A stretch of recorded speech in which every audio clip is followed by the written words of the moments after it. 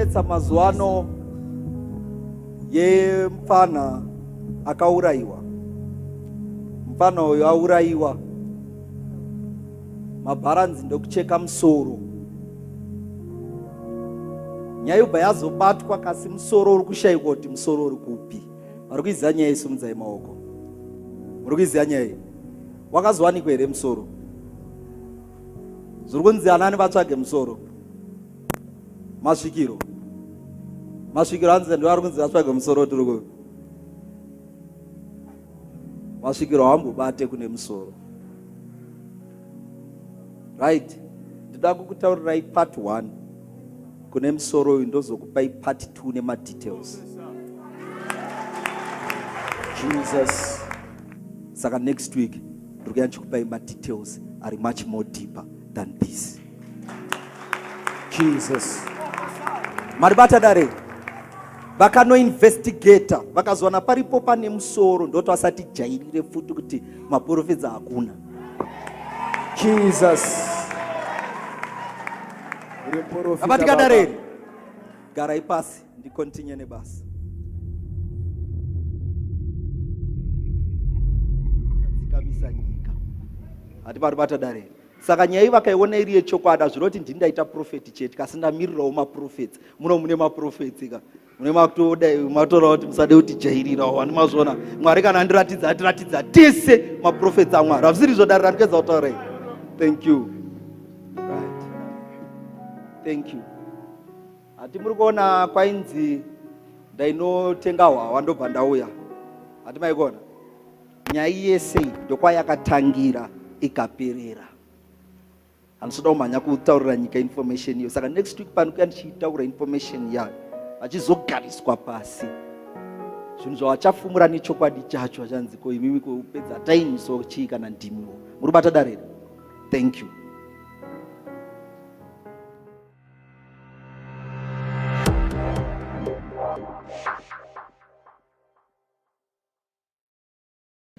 So what has been making issues has to do with the issue of the mystery that happened in Murewa, pertaining a young boy called Tapiwa Makore.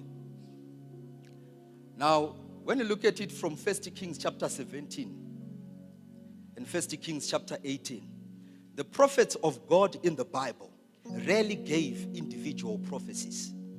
The prophets of God in the Bible mainly gave prophecies to do with nations and to do with the world. Vhangeri ratinoparidza muno ndio rinoparidzwa kuChina, kuAmerica, kuCyprus, kuMozambique neeni nyika iri pasi pano. Saka zvareva kuti kana chiprofita chakapiwa naIsaiah, chiprofita chakapiwa naJeremiah, hachisi chiprofita chakapiwa kumunhu chete, chiprofita chavaipa kunyika. Ndesaka chiprofita chavo tichichiverenga muZimbabwe tichichitenda, kana maKristu ari kuChina achichiverenga achichitenda.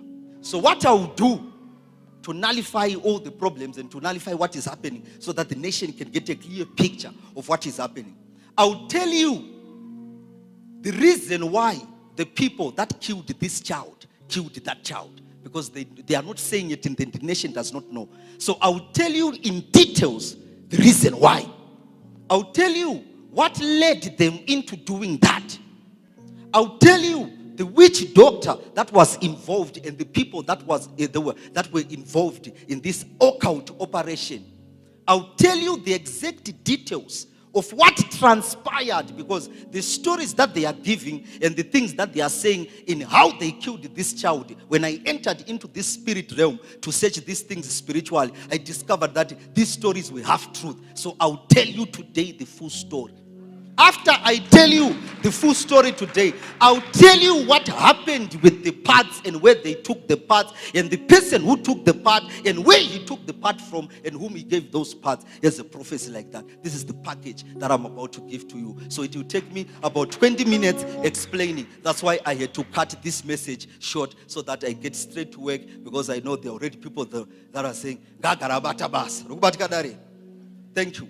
Before I explain this, I have to alert the nation that in this nation of Zimbabwe, the Lord is calling this nation to pray and stand aright with him, because there's a very strong wind of witchcraft. and a very strong willed of cultism, cultist that is hitting the land and operating behind the scenes, that if we do not pray, the mass of such kinds of cases may increase. So you must understand as a nation, before I explain these mysteries, that we need to stand and realign ourselves with God and stand as churches and as Christians to fight against this movement in the spirit realm. Thank you.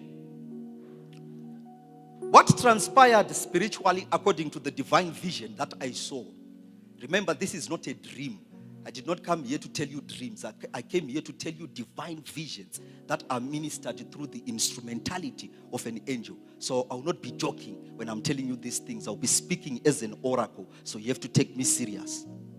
What happened spiritually is that there is a man that was revealed by the name Shonge. Write the name down. Shonge. Shonge. Shonge. Thank you.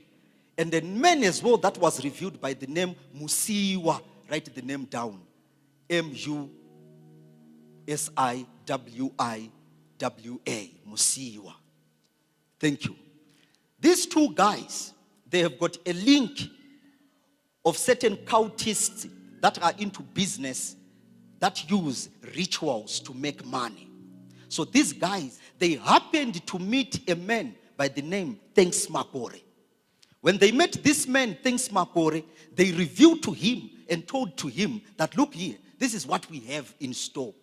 We have got a connection of people that can buy human body parts for large sums of money, to a level whereby they pay this money in cash, that if you provide human body parts, there are no negotiations. It's just taking these parts, they pay the money in cash, and it is done.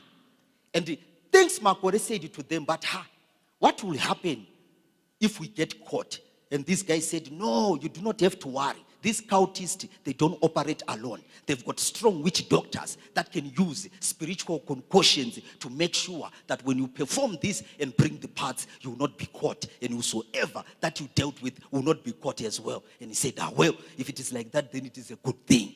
Then he said, so how much is the offer for the human body parts? And he said, these guys are ready to pay 100,000 United States dollars for a head of a young boy. So Thanks Makore embarked on a journey and landed down in the realm of Murewa. Upon his arrival in Murewa, the first person that he met was Tapiwa Makore. He said, look, brother, come here. They sat down under a mango tree according to this vision. And he broke down the vision to Tapiwa Makore. Look, I found a very big connection in Harare. And I mean, these guys are serious. They are saying if we are able to provide a human head, the guys can pay 100,000 United States dollars for this human head.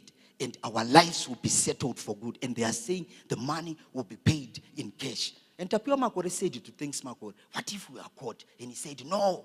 These guys they said that the witch doctor that is used in performing these rituals is a very strong witch doctor. He can perform projections in the spirit realm that it will be difficult for you to be caught, or the people that you labored with in this project. And he said, well, if it is like that, I think it's not a big issue. I can mobilize guys here, and I'm sure we can do that. And he said, well, you need to see what you can do, but I have to rush back because there are one or two things that I need to balance off. So I'll have to hear from you so that I can know what are the advancement. And Tapiwa Makore said, it's okay.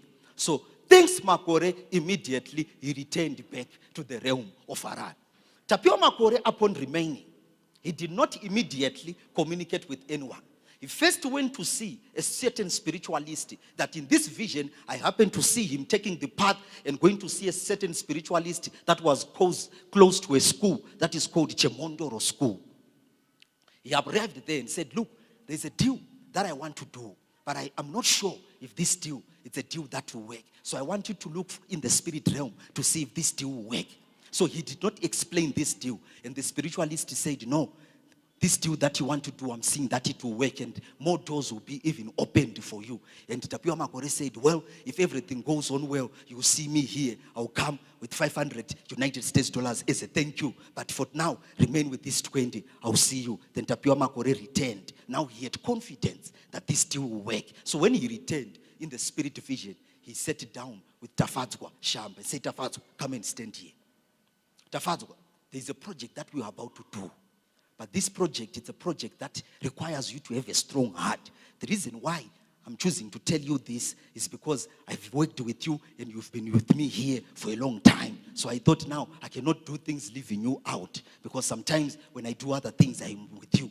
So I want to tell you this, and if you are interested, if we do this together, I can do something for you. And Tapiwa Makore said, what is the deal? And he said, well, my brother approached me of certain guys that he know, that have got connection with certain cultists that operate in Mozambique. These guys, they pay large sums of money for human body parts. So they are ready to pay 100,000 United States dollars for a human head of a child. And Tapiwa Makore said, but what if we get caught? And Tapiwa Makore said, no, we'll not be caught, because I was told that the witch doctor that they used can perform rituals that after this is done, we cannot be caught that we did this. And he said, if it is like that, it's okay. I'm ready. We can do this. And he said, now, if we do this well and you don't tell anyone and you keep quiet, I can give you 1,500 United States dollars and I'll build you a house and give you 2 kettles. And he said, well, that will be fine. But he said to Tafadzwa Shamba, if I hear a rumor anywhere, I'll know it is you, because you are the only person that I've told you this. And he said, no, don't worry, I'll not tell anyone. So they departed. Tafadzwa Shamba went his way and he went his way. Now, in this vision, I saw him approaching, going into a certain realm. And when he reached into that realm, he happened to meet a woman. And the angel of the Lord said, you look at this woman.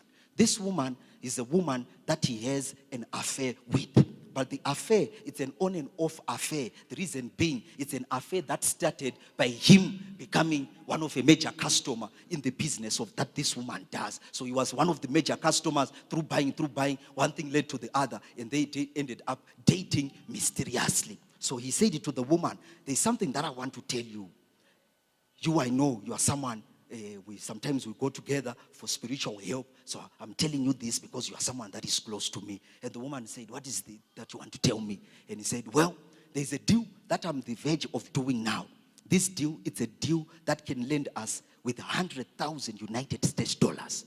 If we execute this deal well and you learn to keep quiet, I can give you 5,000 United States dollars cash. Because once this deal is done, I was told by my brother that it will only take 2-3 days would have been paid our man. And the woman was told the entire deal clearly as it was. And the woman said, what if we get caught? And he said, no, these guys, they have a witch doctor who is a very strong witch doctor. This witch doctor is believed that if he performs the rituals, after you have done this, you will not be caught. And she said, well, if it is like that, I think it's not a problem. We can engage in the deal, but we have to be careful. This woman is my Katsande. Now, it was now Tafadzwa Shamba, Tapiwa Makore, and Tafadzwa and my Katsande in this deal so far. So they then set down a meeting by Tapiwa Makore's house of now projecting on how this can be done. So as they were passing ideas, the original intention to choose Tapiwa Makore Jr. as the bait was not with Tapiwa Makore Sr. This is how Tapiwa Makore, according to this vision, was chosen as the bait.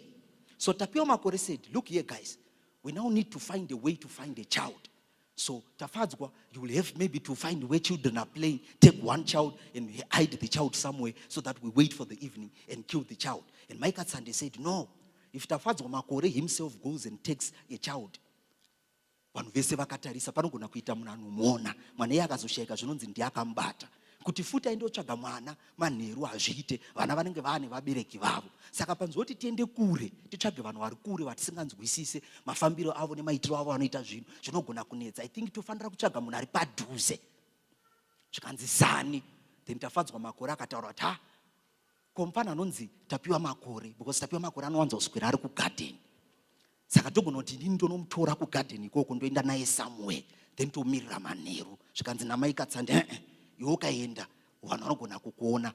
Zvikanzi naTapiwa Makore, he interjected there and they said, no, wait, what will happen is this. I know, I have a plan. Zvikanzi plan yechu ichi. Zvikanzi don't worry, leave everything to me. So the meeting ended. Tafadzwa left, Mike Katsande left, Tapiwa Makore remained. In the following morning, this is what happened. Tapiwa Makore Senior, in the following morning, according to this vision, happened to see a child to a certain woman.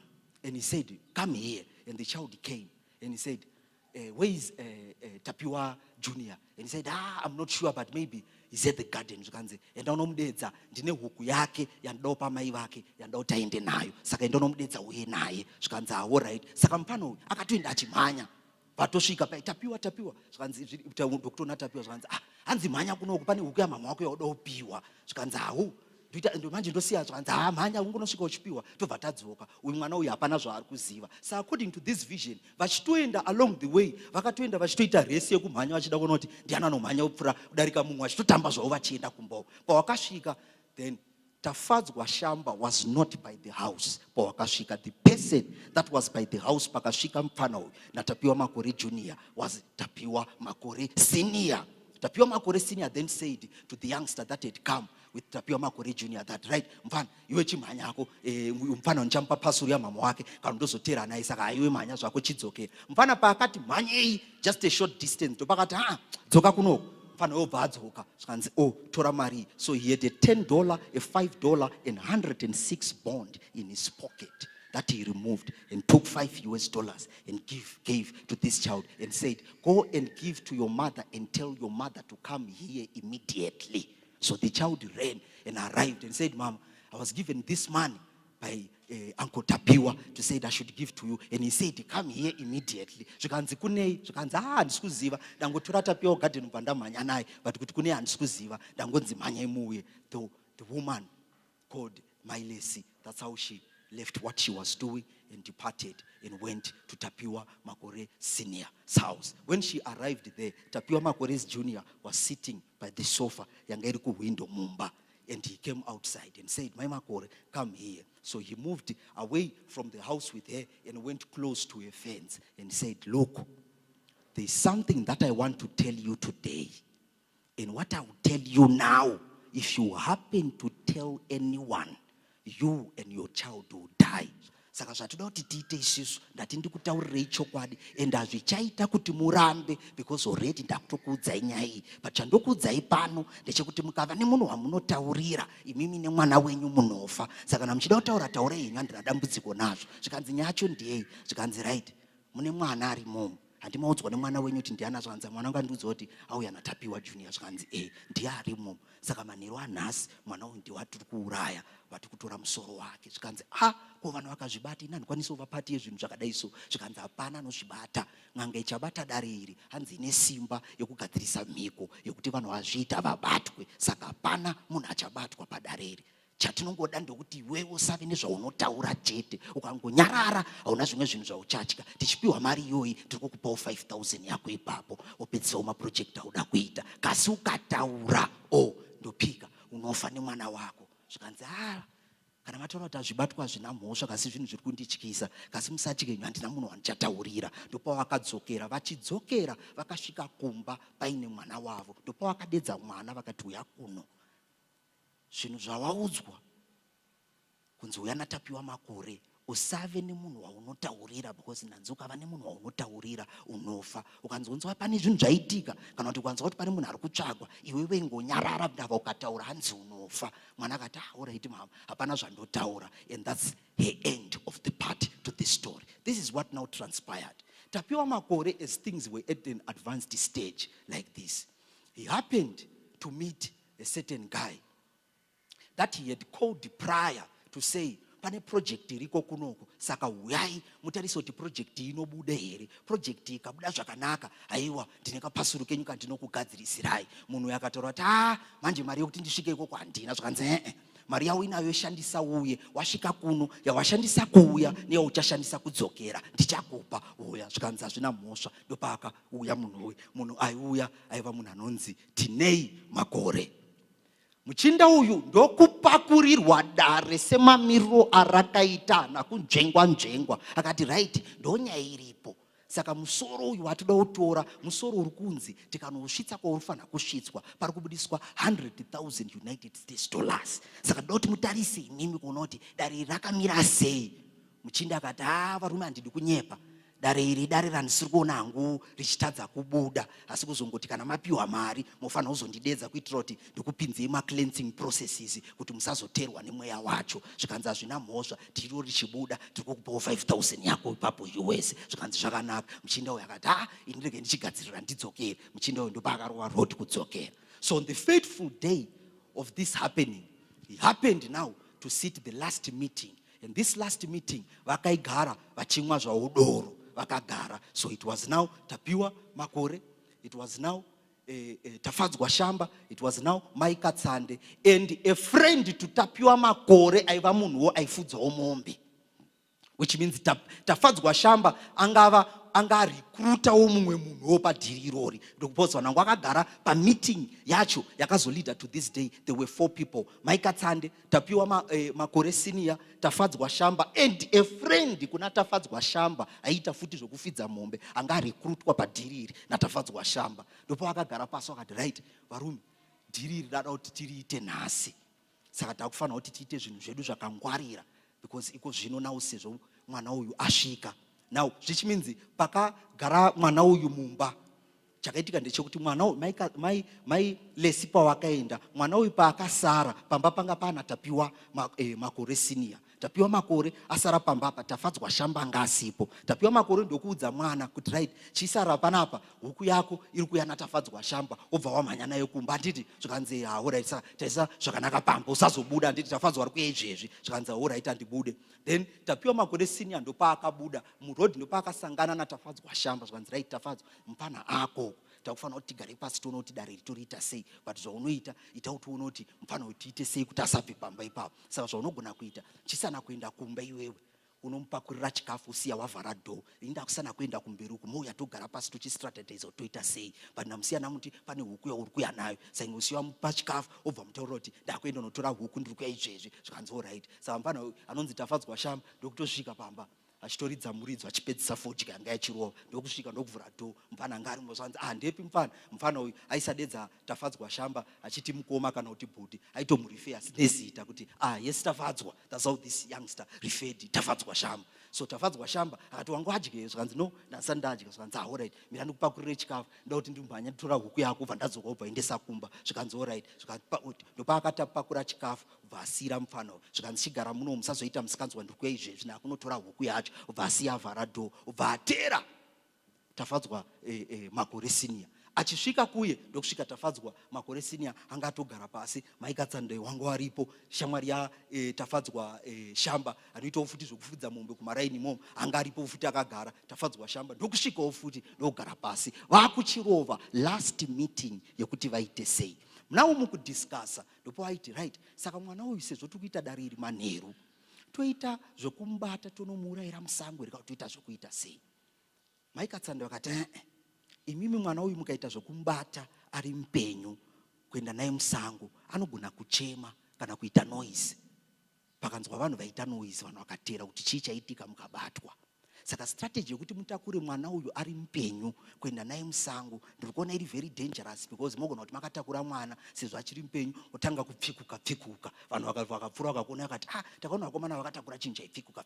Saka zvibude. Zvikanzi naTafadzwa Shamba, zvikanzi no, indoona kunge kumutakura ari mupenyu mwana uyu azviite, zviri nani atanga atofira kunoko kuitira kuti tozomutakura atofa, zvinoita nyore kana tasvika uko. Zvikanzi naTafadzwa Tapiwa Makore Senior kutaura dare rakanaka, saka manje poitwa sei.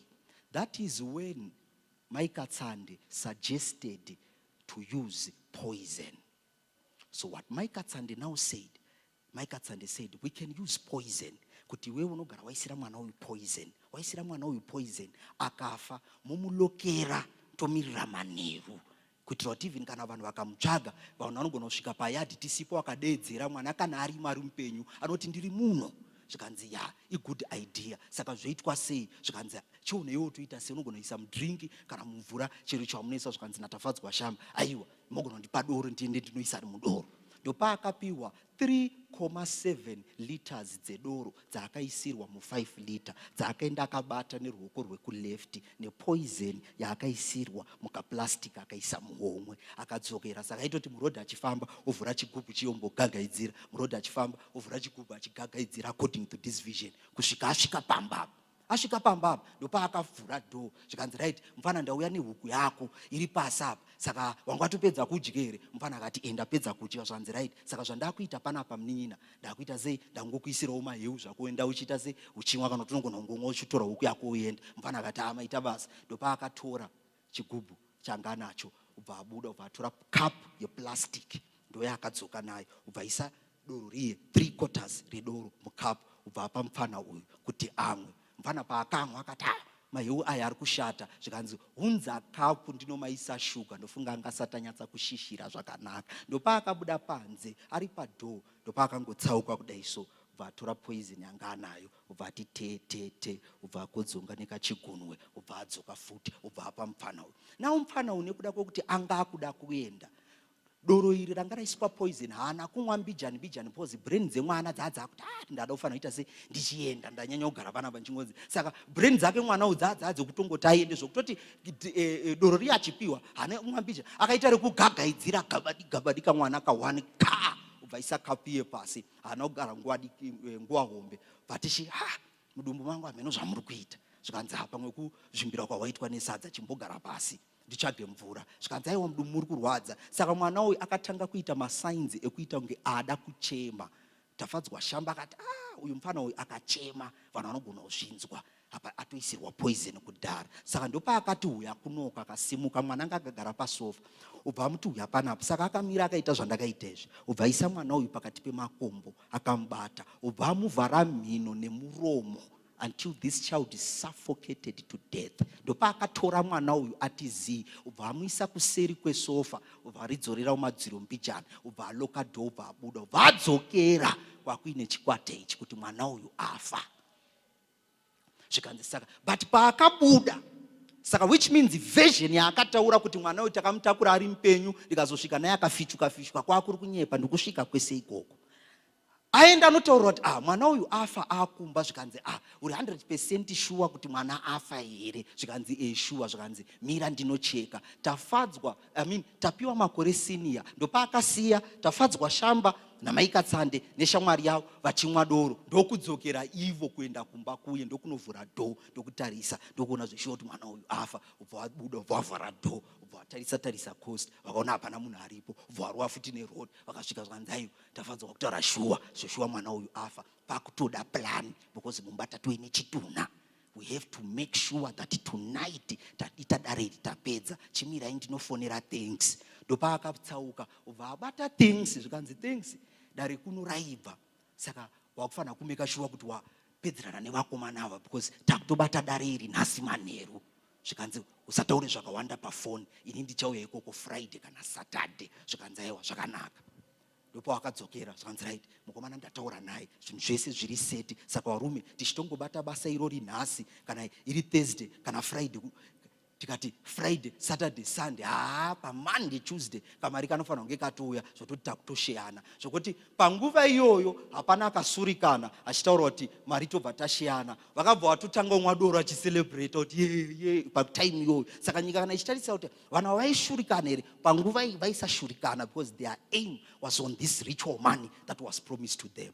So it came to pass yoti vakagara ipapa panopera time maningi, ndopakazofamba rumor kuti mwana ari kutsvagwa, ari kuita sei. Ndipo vaiziva havo Tafadzwa shamba, Tapiwa senior, maikatsande neshamwari yatafadzwa shamba, vaiziva zvanga zvatoitika kudhara. And nokuda kwekuti vaiziva kuti kumba valoka mwana afa, havana kutya kuti kunogona kusvika vanhu payadi vachidaidzira mwana akati ndiri pano. Saka they were so sure that even people vakasvika kuyadi vachidaidzira mwana, hapana anga achataura ndava mwana wanga amuvharira akafa mukati. So they didn't even bother about going back home to hide that child. Vakangokusiya kwakadaro, vakatopindawo mucirculation, vangomirira manheru kuti asvike. Pavakatarisa coast, vaonoti dare iri rapera. Ndopo vakati garei vachimwa doro, because they were now in fear yezvinhu zvanga vakuda kuita. So they had planned to go earlier, but there were many discussions dzavaita vachimwa doro until they were extremely drunk, all of them, to a level yokuti Tafadzwa shamba paakatakura mwana uyu aitofamba achinzi usanyanya udzedzereke unodonha.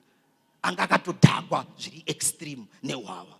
That's when they arrived. Now pawakasvika musango, according to this vision, mind you, mwana uyu tirikuti anga atofa kudhara. Vakomana ava havana kutakura mwana uyu ari mupenyu achichema kana kuti vakamuvhara muromo kana kuti akaita sei. Vakatakura mwana uyu atofa, saka angangova mwana angorembera wavakangokavha.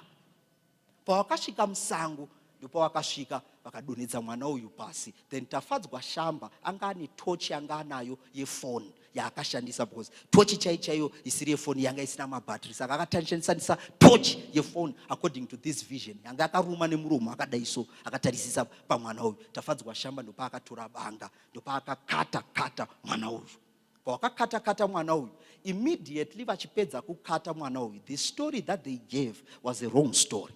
Ndava pawakacheka musoro, pawakacheka maoko, pawakacheka makumbo, pawaitaura kuti takazoisa mapatsi tichiita sei, vainyepa. Chinhu chavakaisa muplastic kana kuti musaga wanga uri musoro. Imwe body part yavanga vacheka vakaenda nayo pasaidi ndokuunganidza masanzu, ndokuivhara, ndokubatidza moto, ubva vamira mbijani. But pakazofamba time wana akataura kuti no, moto uyu wakunyanya kubvira, saka tikaramba tiri panapa kunogona kuzoita vanhu vanoti imi kune kuri kubvira moto, vanhu vakauya toita sei. Ndipo vakazodecide kuti saka ngatichiisai mapatsa ya muplastic timbodzika nawo timbotsvaga plan. Saka which means vakazorongedza mapatsa aya vachimuisa muplastic, mapatsa aiva emuwiri tisiri kuverengera musoro, vatombotraya kupisa. Saka vakaisa mumaplastic body yanga yakatsva according to this vision. But vanga vakakata, maoko anga vakakata, makumbo anga vakakata, pasara chimutumbi ichi ndochava vakapfeka kuti maoko ubva waisa umu, makumbo waisa umu, chitumbu ubva waisa umu, ubva waisa muplastic reblack, ubva wakavha, ubva watakura sevanhu vakatakura tsapo kana kuti mbuwa kumusana, ndipo wakadzika. Asi Tapiwa Makore ndiye anga akabata musoro, because kuti musoro ndowanga ine dhiri rese, saka imeka sure kuti ziso rake riri pamusoro, saka tsapo yemusoro yanga akabatwa naTapiwa Makore wachidzika. Tafadzwa Shamba ndiye anga akabata the remaining body. But pawakaenda kunokomita crime, it was Tafadzwa Shamba, Tapiwa Makore, and the friend to Tafadzwa Shamba angariwo muchinda itawo futi zvokufidza mombe maikatsande vanga wasipo on the scene jemusango. Ndopavakadzoka. Pavakadzoka vakomana vachisvika kumba, tiri kuti story yavakataura isiriyo ndava. Pavakakata musoro vachiisa muplastic, vachizokata mamwe mapatsi, vakomana vakaisa body nemamwe mapatsi paside, ubva vatora masanzu ubva unganidza vachida kupisa body iyi. Now nekuda kwekufamba kwekanguva moto uchitsva, wandopa akazoti varume zvati kuita zviri dangerous.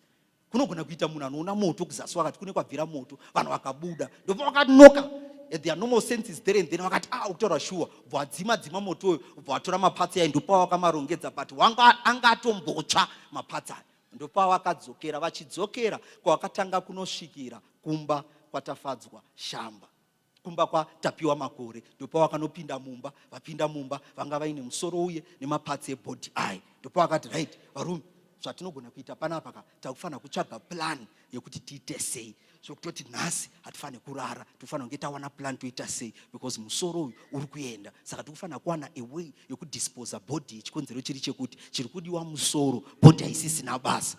Zvikanzi toita sei, zvikanzi naTafadzwa Shamba neshamwari yake, zvikanzi no, takufanira kurongo toita sei panapa, ngatimboendai kwamaikatsande kumborasisa vanhu, ndava tikanyanya ungana panapa panogona kuzosvika vanhu. So vakasiya musoro uri mumba maTafadzwa Shamba nemapatsi ese ari mumba maTapiwa Makore, sorry, ndokuenda kumba kwamai Katsande. Vachisvika kumba kwamai Katsande ndokuti mai Katsande, dare riye rabuda, tangomirira kuti musoro uyu uzotorwa, kasi dambudziko raitika nderekuti nawo body toidisposa sei. Mai Katsande ndipo vakati kuna Tafadzwa Shamba, ima muchifunga kuita sei. Zvikanzi inanzi runyatsoziva toita sei, because tamboda kutraya upisa, but tozofunga kuti manje vanhu vanogona kuona moto uchitsva vakauya. Then Tapiwa Makore ndopa akati aiwa, sezvo body yambotsva togona kuistripa sezvatinoita kana tichivhiya mombe, kuitira kuti nyama iyi toisa payo, then mabhonzo osara. Zvikanzi kana tadaro toita sei. Zvikanzi kana tabvisa nyama iyi togona kuti nyama iyi ikandirwe imbwa. Zvikanzi namai Katsande, manje nyama ikakandirwa imbwa iri yemunhu hanina kubva ndikure handisana mbona imbwa ichidya munhu. Kuti kana kanda nyama imbwa dzikasadya vanozoona kuti nyama idzi hadzisi nyama dzemunhu here. Zvikanzi namaikatsande, the best option I think togona kuti imimi zvamukutaura mukacheka nyama iyi mukaitrima, nyama iyi hatifaniri kungoita yekukandira imbwa, tofanira kuita yekubika tokandira imbwa yakabikwa. Pane high possibility yekuti imbwa dzinotya. Zvikanzi wauya zvakanaka. Zvikanzi right vakomana, chidzokerai kumba munobata basa. Saka tafadzwa shamba neshamwari yake ndopa vakadzokera kumba kwaTapiwa Makore. Vakomana ndopa vagara vakatanga kutrima nyama. Saka vakatrima zvidya, rumwe ruoko vakarutrima rwese kukatosara bhonzo, vakarutrima rwese rumwe ruoko havana kuzokwanisa kutrima rese. Chikonzero vapakati pekuti vatrime rumwe ruoko, vakomana ava vakanzwa vanhu kutaura. Zvikanzi panowana kutaura, nyarara, panowana kutaura. Vanhu vaita kunge vakutaura vachipfuura, but pavakatarisa nepahwindo vakaona kunge vanhu vane matochi. Zvikanzi pamwe vanhu vari kutotsvaga mwana uyu. Zvikanzi vhara. So ndo zvakatadzisa kuti vatadze kutrima mutumbi wese. Saka vakabva vaseparata nyama avaitrima ubva vaisa pasaidi, mapatsi avaitrima ndokuisa futi pasaidi, ubva vasiya zvakadaro ubva vambomira. Pavakaona vanhu vaivati nyangara vapedza, ndopavakatora nyama yanga yakatrimwa iye, yanga yakatsva iye, yanga yakatrimwa nemapatsi, ubva vasiya musoro, ubva vatakurana nazvo pakati peusiku avo ndokuenda kumba kwamaikatsande. Vakasvika kumba kwamaikatsande ndokuti right, tatrima but hatina kuzokwanisa kupedza. Chikonzero chiri chekuti kutrima kwataita tazonzwa vanhu kutaura, saka tatya kuzobatwa tiri pakati pekutrima. Saka patazongoona pasina vanhu ndopatazotakura tichiuya pamba pamaikatsande. Manje pari kuitwa meeting iyi pese apa. Tapiwa Makore angasara kupi? Kwamaikatsande. Like I told you before that according to this vision, Tapiwa Makore angari mu on and off relationship namaikatsande. Nao vakomana ava vasvika, maikatsande vanga vana sahwira wavo angari pambapa. Sahwira wavo according to this vision, manheru ese apa akaenda naTapiwa Makore musango achiita sei, sahwira wavo angari kumba kwamaikatsande. Saka zvichireva kuti sahwira wavo kuva kwangari kumba kwamaikatsande ikoko, zvareva kuti munhu wekuti pakauya vakomana ava vakasvika munhu uyu aripo. According to this vision, maikatsande vakatora ruoko rwanga rwatrimwa rese rwasara bhonzo, ndokutora rimwe ruoko rwanga rusina kutrimwa rese. Mumba mavo mamwine bhaketi rehupfu, ndopa vakatora ruoko rwanga ratrimwa rese bhonzo neruoko rwanga rusina kupera kutrimwa, ubva vaisa mubhaketi, ubva isa hupfu pamusoro, ubva wavhara. Vadaro ndopa vakati kuna tafadzwa shamba, musoro mauya nawo here? Zvikanzi musoro tauya nawo. Zvikanzi varume, tiri kufanira kudisposa bhodhi tione kuti tichengetedze zviri kudiwa, because iko zvino zviri kuitika zvacho tinobatwa. Ende imimi kuti muchinge masikati muchionekwa muchifamba makabata tutsapo munobatwa, hazvichatoita. Tiri kufanira kutotsvaga plani manheru ano zvipere. Zvikanzi toita sei? Zvikanzi right, nyama iyi yamatrima yese chindipai, ndichaseyana nasahwira wangu uyo achanobika, ini ndobika pano tozoirasirira kuimbwa yabika. Saka which means nyama yemufana vakatobika, ubva vatoisa cooking oil, ubva vatoisa salt semabikiro anongoita nyama kuti imbwa dzikakandirwa dzinodya. Saka zvareva kuti maikatsande vanga vane nyama iri kubikwa mumba nemaoko 2 avanga vaisa mubhaketi vavhara nehupfu, kwasara nawo makumbo nemutumbi webhodhi nemusoro. Tafadzwa shamba ndopa akatora saga ubva aisa musoro, ubva arisunga, ubva asunga, ndopa akabuda, ubva aenda mutoileti yanga iri kwana namaikatsande ikoko, ndopa akakanda musoro uye mukati, but wanga uri mutsaga wakasungwa, ubva aitawo kukanda pasi, ubva pukuta, ubva abva ipapo, ubva azosvika pamba apa panga pasara makumbo nemutumbi ndava maoko, tiri kuti haiswa mutini rehupfu. Then nyama iyi yakutotanga kuorganizwa kuti ibike, vatoshiyana kudhara kuti vabike izokandirwa imbwa. Tafadzwa shamba ndopa akazobuda naTapiwa Makore naasahwira wake varipo vatatu, vaine mutumbi, vaine makumbo, vachibuda kubva pamba pamaikatsande. Pavakabuda vakomana ava ndopa vakati, varume, zvinhu zvatiri kufamba nazvo zviri dangerous, tiri kufanira kutsvaga plan. Saka vari muroad along the way, mutumbi bhodhi iyi yanga iri musaga mayo, makumbo anga ari musaga mayo, vachitaura kuti zviri dangerous. Pakaita toilet yavakaona, tafadzwa shamba akati makumbo andakabata ko ndikaisa mutoilet umu. Zvikasina Tapiwa Makore ibva atozviita. Saka tafadzwa shamba akatsauka manheru ayo, vanoisa makumbo aya mutoilet umu. Saka zvareva Tapiwa Makore akasara akabata bhodhi nova mutumbu ndopakanzi bhodhi tsvaga pekuiviga. Tafadzwa shamba ndopaakatsauka, ndopaakaenda pane maruware ubva anoisa paseri pedombo, but haanoipushidzira kumberi, akangoisa just paseri pedombo vaisiya iri ipapo. Vakomana ubva adzika. Saka zvareva kuti pavakazonosvika kumba kwaTapiwa Makore vanga vasina chavanacho paari. Ndavati kuti maoko 2 asara mubhaketi rehupfu, makumbo aiswa mutoileti, mutumbi waiswa kuseri kwedombo, musoro waiswa mutoileti futi kwavanga vari. Saka pavakasvika kumba vanga vasisina chavainacho. Mangwana acho, in this divine vision, mukomana anonzi Thanks Makore ndokuti right varume, ndiri kusvika ikoko pakati peusiku, tinosangana pamashops panonzi pa44, handisi kusvika kumba. Zvikanzi zvakanaka, ndopaakanoudza vakomana kuti right vakomana, musoro wako yozotorwa, mari yakuya, saka chiite muno kuti musoro munoutora. Zvikanzi musoro ndiwangu wasara kutoita sei manje? Zvikanzi chiite munotora nhanikire musoro, ende mutounza maikatsando kuti musoro kutoenda, ende munoona kuti moita sei. Vakomana ava ndokwakamhanya kuenda kwamaikatsando. Zvikanzi maikatsando, Thanks Makore akuya, kuya kwakuita Thanks Makore ati hanzi achanomira pamashops, saka tikufanira kuenda pamashops kunomupa musoro uyu, ati ndopaari kuya uzomirira. Ndopazvanzi mama isa kupi musoro wacho? Ndandauisa mutoileti. Zvakanzi chede munotarisa kuti moita sei. Right, vakomana ava ndopavakatora waya yanga ine chimuti according to this vision. Ubva wasunga waya iye pamberi, ndopavakanopinda mutoileti, ubva washandisa waya iye kutresa tsaga riye mutoileti ranga ravangaisa mutoileti, ubva wahaka, ubva waita rekudhonza tsaga riye ranga riine musoro. Pawakadhonza tsaga iye vachiribata, ndava ranga rakunhuhwa saga riye, ndopavakabvisa musoro, ubva waripisa, ubva wapiwa fresh saga namaikatsande, ubva waisa musoro imomo. Maikatsande ubva ati maoko aya kuti achiramba futi ari panapa hazvichaita, nyama iyi tatoibika takandira imbwa dzadya, saka maoko aya kuti aramba ari panapa hazvichaita, chiisei futi maoko imomo. Vakomana ndipo vakatora futi maoko anga akaiswa mubhaketi rehupfu riye, ubva waisa muimwe pepa bhegi, kwete yanga ine musoro. Saka vakaenda vachidzokera unosangana naTapiwa Makore senior kuti vanosangana naThanks Makore pamashops vaine musoro nemaoko. But pavakasvika vakasvika zveshuwa Thanks Makore, ubva wasangana naye, ubva wapa musoro uyu kuna Thanks Makore. But chokwadi ndechekuti maoko havana kupa Thanks Makore, chikonzero chiri chekuti Thanks Makore akati chiri kudiwa musoro chete, saka maoko tsvagai plan. Saka vakomana ava zvavakaita, Tafadzwa Makore anga akaisa musoro mawo mega, ubva isa maoko aya mawo ega. Remember maoko tati one wanga atotrimwa completely, one wanga usina kutrimwa completely pangwa ari mumba mai. Saka vakabva waisa maoko mupepa bhegi mawo ega, ubva waisa musoro mawo wega. Saka Tafadzwa shamba mukupfeka kwaakaita zvinhu zvachizonosvika kuna Thanks Makore pamashops panonzi pa44, paakatora package, pawakaudzwa naThanks kuti musoro ndoune basa, maoko hana basa. Tafadzwa Makore akabva ati alright, chimirai ndiise musoro. Saka akabvisa musoro, ubva waisa muplastiki yanga ine ruoko chibhonzo changa chapera, ubva asiya ruoko 1 chete. Saka akangopa Thanks Makore zvakadaro. Saka Thanks Makore akatakura kudzoka kuHarare aine musoro nebhonzo yerimwe ruoko.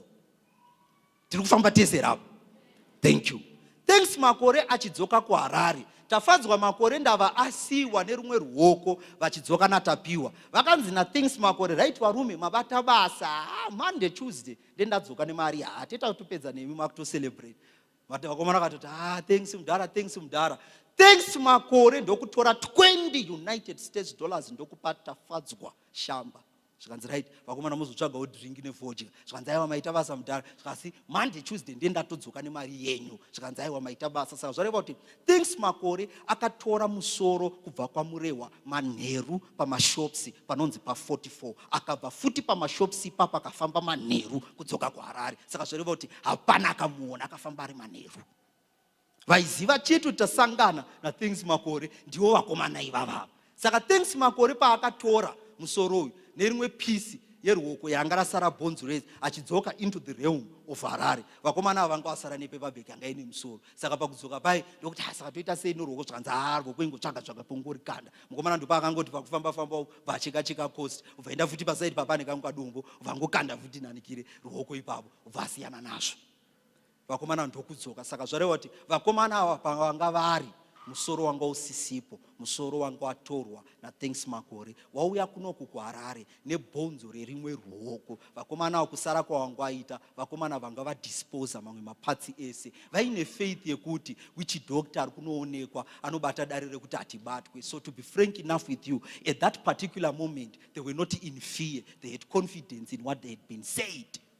Now Thanks Makore achisvika kunoku kuHarare, already anga atomobilize nevakomana ava kudhara. He did his party, akapa musoro uyu kune vakomana ava vatataura pekutanga. Vakomana ava vakati, right, vakomana mari dzenyu dzinenge dzaready, kungonorwa ritual pachirwa ritual, mari dzakutobhadhara. Saka mhenu kana usingati trust togonofamba tese, but kana uchiti trust, Monday Tuesday teta todzoka tatokupa mari yako. Zvikanzi naThanks Makore, no vakomana hamungambondivhare, chikuru kuti basa rabatwa chimhanyai zvenyu, because vakomana kumushoko vakazonzwa kuti zvaina nepasaidi vanondiuraya kumushoko, because basa ravapinda racho rikuru and kumusha kwacho anzikwa hakusisina kutomira mushe, nyaya iyoyi yakutonetsa. Saka please itai mugadzirise dariro vakomana ava tivabhadhare mari yavo. Zvikanzi nevakomana ava anova iye anonzi Shonge naMusiwa, zvikanzi aiwa usatye iwe vanhu vati kudhila navo ava vasi vanhu kutamba navo, vane mari dzavo, kutongosvika chete marituals aya oita vakutotibhadhara mari yedu takutodzoka. Zvikanzi kana zvakadaro zvakanaka, vakomana vadopa vakatora musoro uyu vachikrosa nawo into the realm of Mozambique in the province of Tete, neighborhood inonzi Samora Machel, kune nyanga yandikutaura yacho iyi inonzi Asikuru kana kuti Adelaide Gym, ing'anga yechikadzi inoita mamani rituals ichishandisa mapatsi evanhu neropa revanhu nemhuka. Saka ing'anga isitori yekuita mafanizi nayo. So kutoti ndinge ndichitobata dare irori, harisi dare roti ndinongobata ndisina pandakanyatsotsika pandakatemba. Ing'anga yekuti inokwanisa kuvhiringa munyika imwe hadzisi ng'anga dzekuita mafanizi nadzo. Saka as we speak now, communicating with you, the problem that is transpiring, that the entire nation seems not to understand, is that pandatanga chiprofita indakutaurirai kuti pane macultist, business people ari kuoffer mari to human body parts, but havasi kupinda mumacommunities vachitsvaga mapatsi ava vega. Vari kurecruita vanhu, vari kuzorecruitawo vamwe vanhu kuti mapatsi aya achinge achitsvagwa. Kasi vanhu vacho ava vanova mabusinessmen vane mari nevamwe vanhu vari profound vokuti hazvitokwanisi kuti ndinge ndichitovataura, havawanike mumagame ese ivavo. Ivo vanozoonekwa at the later end vachibhadhara mari idzi. So because of that now, the problem that is transpiring, it is this. Now the nation is complaining, kuti no, saka musoro vakomana ava vakawisa kupi, and vakomana ava vari kuramba vachitamba dilly day.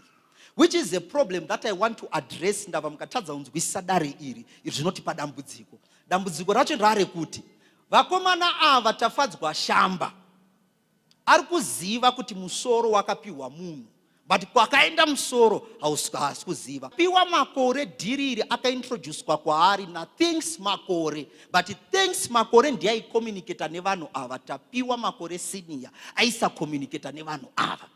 Now Thanks Makore wacho akabatwa kuti abvunzwa achitaura kuti musoro uyu uri kupi, akaiswa pakona chaanokwanisa kungotaura vanhu vaakapa musoro uyu futi, which will become another mystery to the nation, because zvichanzi ane vanhu vaataura, because iyewo haanozokwanisa kuwanana nevakomana ava kuti vakomana ava vatore musoro. Vakatora musoro uyu vakomana ava ubva vaenda. So the anger inatafadzwa shamba, inatapiwa Makore, inaThanks Makore, inamaikatsande nevanhu vese vabatwa sofa panyaya, haisi anger yekuti vakauraya mwana uyu. The anger yavainayo anger yekuti mari iyi havana kuzoiwana, saka vakaita zvinhu izvi for nothing. That's the anger that they now have. And because of this now, it is now putting them into a very demonic state of anger and regret, to a level whereby they are going to start to have a spirit of hallucination.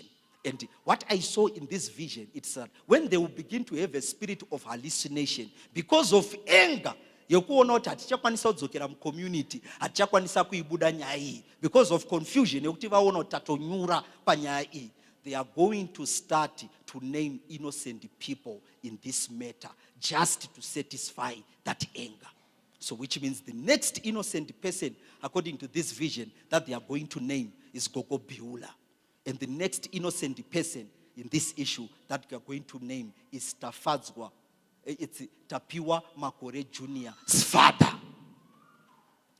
Now, if the nation does not understand what I'm trying to explain through this spiritual vision, vakazonema vanhu ava hazvigone kuti mapurisa varege kunobata vanhu ava, because vapurisa vari kuti isusu chatiri kuda kuenda pakupedza kwenyaya iyi. Saka kana vakomana ava vari kuti vakomana ava vanga varimo, the police will be forced to go and collect these people for interrogation. So this mystery is now going to become a mystery that is going to even confuse the nation more and more, because currently as we speak, that is the state of confusion that is with these guys. So I'll tell you what happened to the later end of these guys that received this head, so that we balance this issue in a fair way.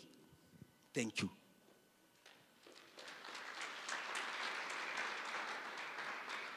Vakomana vakatora musoro ava, ngirozi yakavaratidza, ndataura kudhara, one wachainzi shonge, one wachainzi musiwa. Vakatora musoro, zveshuwa vakomana ava vakatora musoro vakapinda parwendo, vakafamba pamanheru, vakashandisa mukumbura border, vakanopinda into the realm of Tete kuti vanosangana nevakomana ava. Zveshuwa vakanosangana nevarume ava. Varume ava mamwe mablack, mamwe maIndian, vangori vanhu vakasiyana siyana vanoita marituals ya. And I'm telling you the truth, according to this vision ndaratidzwa nengirozi, vakomana vari kuvaka dzimba, vari kudhiraivha motikari dzinodhura, vari kudya mari dzinotyisa through kusupply human body parts kuvakomana ivavo. Because pandairatidzwa vision inengirozi ndaiona zveshuwa vakomana vachipiwa mari. So it means pavision yandaiona kana vakomana vachibhadhara mari dzakadaro kuita munhu ane zvivindi anorekruta vanhu vanenge vachiuraya vanhu achiendesa mumapatsa kana millionaire anoita, because vakomana ava marituals avanenge vachiitirwa nen'anga idzi marituals anotyisa. Saka havatetemere kubhadhara mari kuti marituals yayo achinge achiitwa. Saka ndaitoratidzwa muvision nengirozi kuti uine vanhu vari kuvaka dzimba dzinotyisa, vari kudhiraivha motikari dzinodhura, vari kudya mari yavari kuwana nenzira idzodzo. Ndosaka maona chiprofita chichitanga ndataura ndikati, please, ngirozi yakanditaurira kuti nyika yeZimbabwe namatai, pane mhepo yadzika muZimbabwe yevanhu ivavo. It's more like a satanic movement.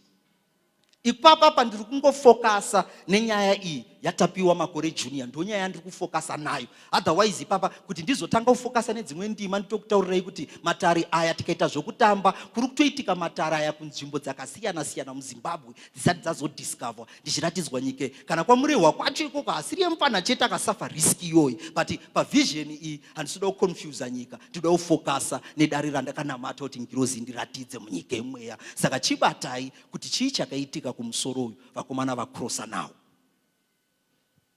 Right. Vakomana ava vakakrosa nemusoro vakanopinda into the realm of Mozambique, Tete province, mu neighborhood inonzi Samora Machel. Ndokunogara ng'anga iyoyi, ndokwavanosanganira nemaritualist yayo. Ng'anga iyoyi ndiyo yatataura kuti inonzi Asikuru kana kuti Adelaide Gym.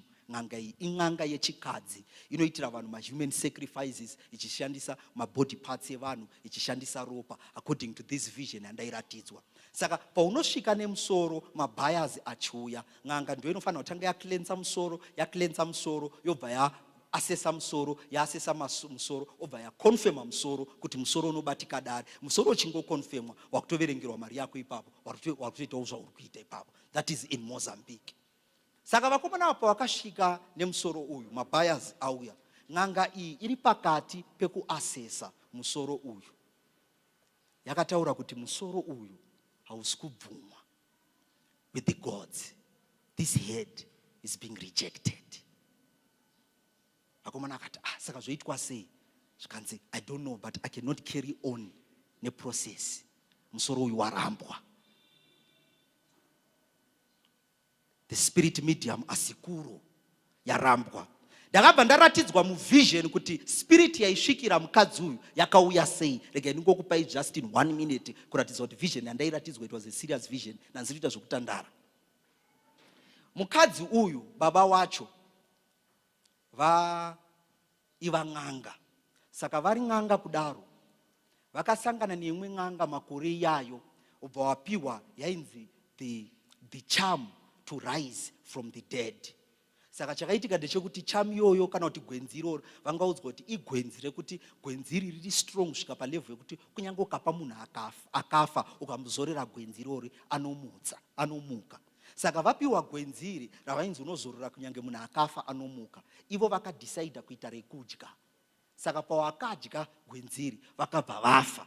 Vanobva vaona vakafa. Vanhu vakuprepare funeral kuti vavige baba vakadisappear. From that time havana kuzoonekwa. Ndokuzodzoka years vachisvikira pane mwana wavo uyu wandiri kutaura. Saka svikiro racho ndorinonzi Asikuru, ASIKURU, according to this vision yandairatidzwa. Ndomweyo uri kunzi uri kusvikira pamukadzi ipapo. Right. Now mukadzi uyu aramba musoro uyu kuti musoro uyu uri kurejectwa. Vakomana ava vakabva varamba kubhadhara mari. Zvikanzi hatikwanisi kubhadhara mari because musoro uyu warejectwa and hatikwanisi kuita process ritual yacho. Zvikanzi but that should not be our problem because already we have gone through miles and miles for this deal and kutidzoke dhiri riramba zvichaita because it's already a deal yakutonetsa izvezvi because it's something chekuti chakutonetsa kunyika kwacho kwatiri kubvawo. Zvikanzi saka you have to pay us the money. Vakomana vacho vakati no. Musoro warambwa saka hatikwanisi kubhadharira mari because ritual yacho yarambwa. N'anga ikataura kuti right vakomana ngavauye kuno ndivabatsire ava. Zvikanzi right handina imwe nzira yandokwanisa kubatsirai kunze kwenzira yandichakutaurirai. Mukatadza kuita zvandikukutaurirai ndo zvamuchasangana nazvo. Zvikanzi right the only way I can help you sezvo musoro uyu warejectwa with the spirits, you have to find a way to carry this head back where you took the head from. If you fail to carry this head back from where you took it from, I cannot help you. You go mad. The person who killed this child will go mad. Mukaita zvokutobvisa hembe mukafa muchibuda makonye.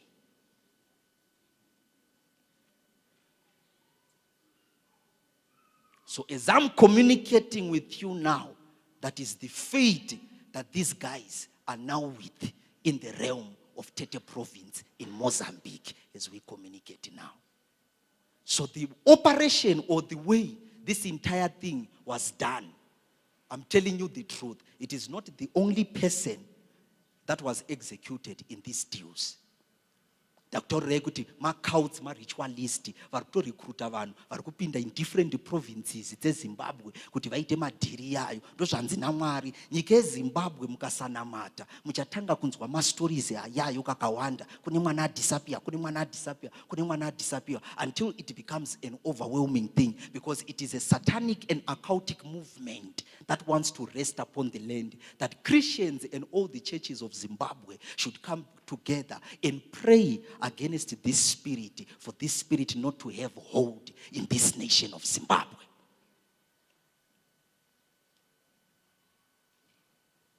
Rubatika mushedara ndokwedza kuexplainera iri. Saka izvezvi now vakomana ava vakatanga kubvunzwa kuti vatsanangure dare iri vakwanise kubudira vachena mapurisa kuti vaita sei chaizvo. Vachapesira vaakudoma vanhu vasirivo nchikonzero chiri chekuti vaconfused. Ivo havasi kuziva what happened at the later end. Because they were taken before they could meet with these guys, neither could they have communicated with these guys. They were already taken. So now they are at a state of confusion. And for them to say they don't know, or for them to not offer evidence where police can go, vakanobata kuti ndeapa kana kuti ndeapa. Varikuona kuti zvirikuramba zvichivaisisa pakona. So what is going to happen? They are going to try to ease off kona yavari kuiswa painvestigation nokuwanza mastori yokuti mapurisa anenge achibuda achinzi endai kudzoka buda achinzi at least kumbobvisa attention yeCID pavari, because naivo futi vatowo confused havachazoti dare iri chii chakazoitika at the later end. So the solution to this problem, to the land of Zimbabwe, it takes you, me, and every Christian that is in this land of Zimbabwe. The divine spirit said, if we come together to pray, to break this cycle in the spirit realm, these guys will not have to come and drop the head. These guys will have to confess. Saka zvareva kuti tikashandisa simba remweya mutsvene, nyaya iyi inobuda vanhu vanouya vachikonfesa kuti varume tiregererei, uyu musoro wacho uyu. That is the solution that this nation must have for this problem according to this spiritual, divine, supernatural vision. I rest my case here for now.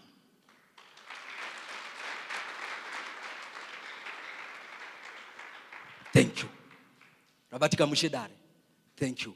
So, kune vanhu vainditi pandakataura kuti no, dare ndida kuti ndimbori-tsvaga munyika yemweya. Kune vanhu vaishauta, unodi kugara wataure kana waratidzwa kuti tikataura, ndikati nyaya iyi inyaya yanetsa kwenguva yakareba. Tine maprofeti muZimbabwe, tine maspiritualist muZimbabwe vakanyarara. Indoti no, kana nyaya yanetsaka, ini ndiri munhu anombobatsira vanhu. Mabatsiro andinongoitira vanhu rege ndimbopindawo pamunamato ndikumbire kuratidzwa dare iri. Handione dambudziko ranga raita nevanhu, kasi munoziva kune the sons of Belial pachinhu chese chakanaka chinoda kuitwa nemunhu vanoda kushora. Pakasava nemunhu anoita stand out achipakurirawo nyika kuti ndo mamiriro azvo akaita, vanoti maprofeti ese mabharanzi vakanyarara. Pakaita neanosumuka kuti ataure uda kunyepera vanhu zvakati. So you find kuti people are always entitled to their opinion. Saka sezvo ndichiziva zvinhu izvi handina kuzvitaurira kuda kufadza chaunga kana kuti kuda kuonekwa.